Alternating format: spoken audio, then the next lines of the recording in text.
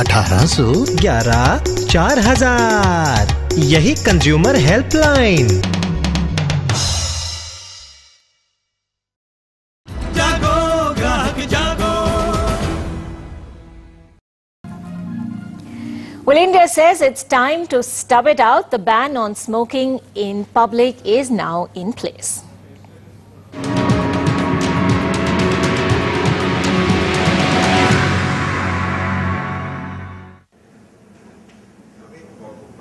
At engineering solutions company Arca in Mumbai, this employee is working on a perfect building plan. Attention to detail. That's how the 6th-floor firm went completely smoke-free in 1995. 500 employees who were forced to stub it out. It was an initiative by the firm's director who quit his 30-year-old habit and wanted to encourage others to do the same. They had to really move out of their workplace and go for smoking, which meant they had to walk down to the place on the ground floor and had to spend some time. So only maybe the diehards stuck to smoking, and many who were finding it difficult, they reduced their smoking and eventually quit. Not in the cabins or in the lobbies. Employees who want to light up must leave the office premises and puff away in this dimly lit area. Initially, when I was smoking in the office, it was maybe around 8 to 10 cigarettes. I'm talking about in the offices itself. But now it has drastically reduces to 2 to 3 cigarettes. More than 10 years ago, this company imposed a ban on smoking and made the premise completely smoke-free. Something that the government is still trying very hard to achieve. But there are concerns over whether the ban will be implemented effectively. Many cities like Mumbai banned habits like littering and spitting long ago. But it's made little difference. So why should a ban on smoking work this time around? Here in bus stand, the manager is authorized. On railway station, station master is authorized. At library, the librarian is authorized. These all persons, nearest person you can approach and you can ask and complain. He has no powers to impose the fine. It's not going to be easy, but isn't that just the point? In Mumbai, Soumya Katathil for NDTV. So there are a whole lot of skeptics out there who think this is going to be a ban that will be very difficult to enforce, particularly in office spaces. Well, that was one example. They could probably learn a thing or two from that office in Mumbai. It's an issue that's evoking plenty of controversy and debate. The government says the ban is necessary since 40% of deaths in India are directly or indirectly related to tobacco. Well, joining us to discuss that is Professor S.R.Khanna, Managing Trustee of Voice. Thanks very much indeed for speaking to us. It's not a ban on smoking per se. It's a ban on smoking in public places when non-smokers could be affected. Why is it that really smokers are getting so affected by this ban? You know, this measure is actually a halfway measure. Those of us who have been advocating against tobacco for more than 2 decades, we really wanted a ban on cultivation of tobacco, eradicated from the root, and then came various lobbies, the farmers who have a substantial economic interest, particularly in states like Andhra Pradesh, BD manufacturers, tobacco manufacturers, then the Central Boards of Excise and Customs, which takes the biggest piece of the cake from the excise duties on tobacco. They all persuaded government not to ban cultivation of tobacco to protect the interest of the national revenue as well as the farmers. So what we were left with is something that will work in a very slow manner. With a ban in place, it will be at least 10 years before the consumption of tobacco begins to decline by 2 to 5% per annum. But bans like this have been very successful internationally. Norway was the first country, and then it spread to many countries of the world. I know of many countries where employers pay a higher salary for non-smokers. Insurance companies make smokers pay a bigger premium because there is a risk. So this ban, not only its direct enforcement of not smoking in public places, will place a disincentive on smoking in public places and thereby reducing the consumption of tobacco in the country, but also contribute to making sure that the tobacco companies which have been taking a free run of promoting smoking as a धुआं उड़ाता चला गया scenario or बीड़ी जलाई ले will be no longer socially acceptable.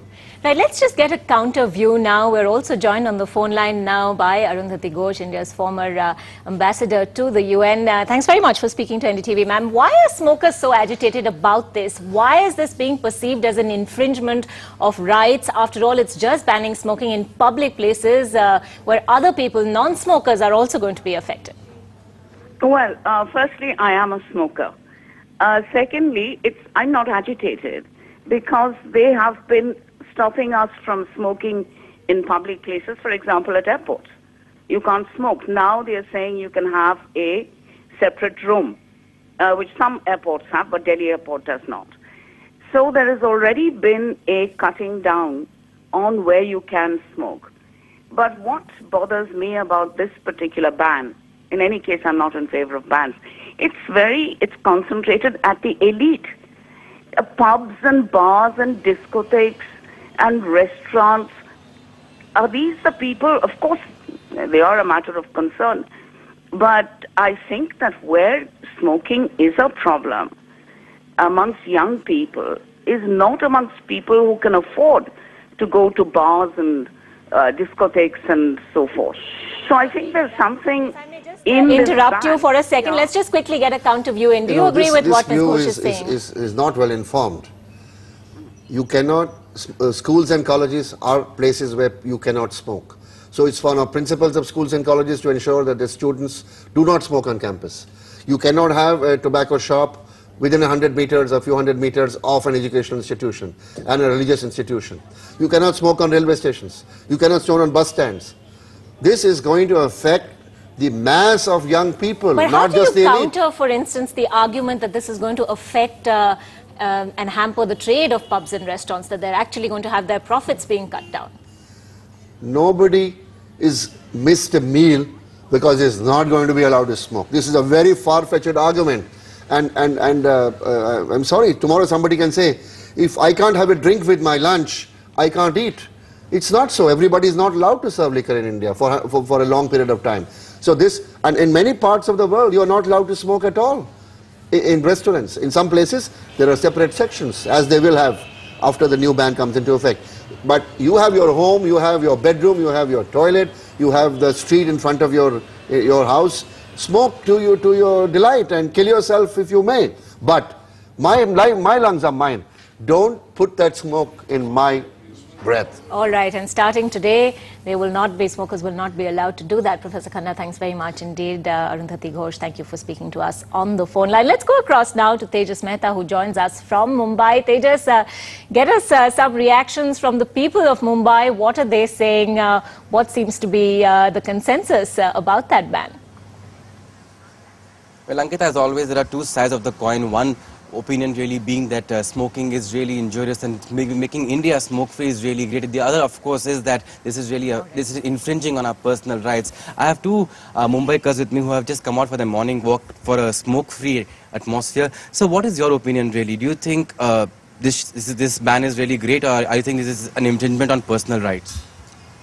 It is certainly an infringement on personal rights, because for the last 60 years now, this smoking has not been, even you can say that the government doesn't have the willpower to ban this smoking, because they are getting a heavy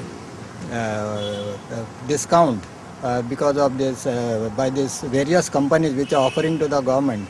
Would you want to be in a smoke-free atmosphere at least? Yes, we would like to be a smoke-free atmosphere, and that for that very purpose we have come over here at Shivaji Park.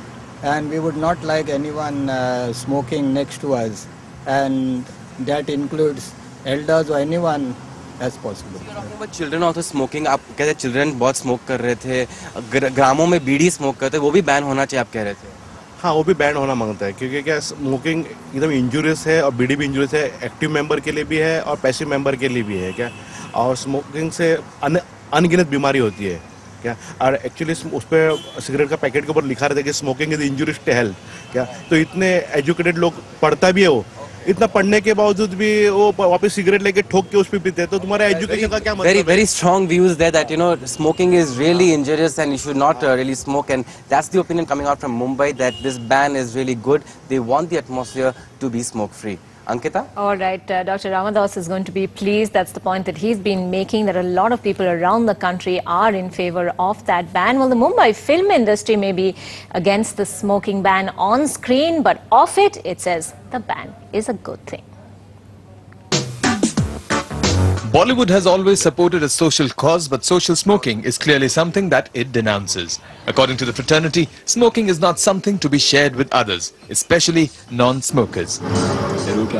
I think the thought is good, but implementing it is another issue altogether. Like you said, how do you define a public space? I think it's fabulous. Nobody should smoke. Smoking is the worst thing ever.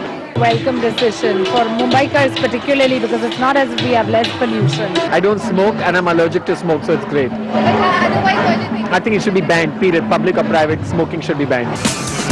This isn't the first time that Bollywood has spoken up against lighting up.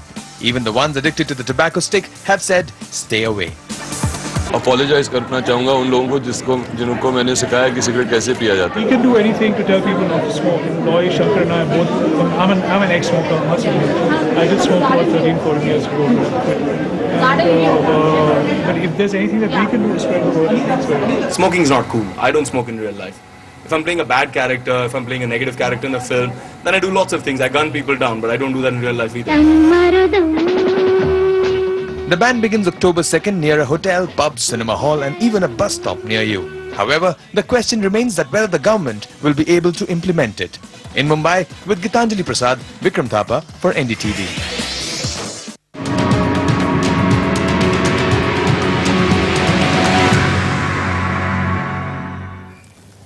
Well, let's move on to our other big story. The month of fasting is over. Eid is here. India is celebrating.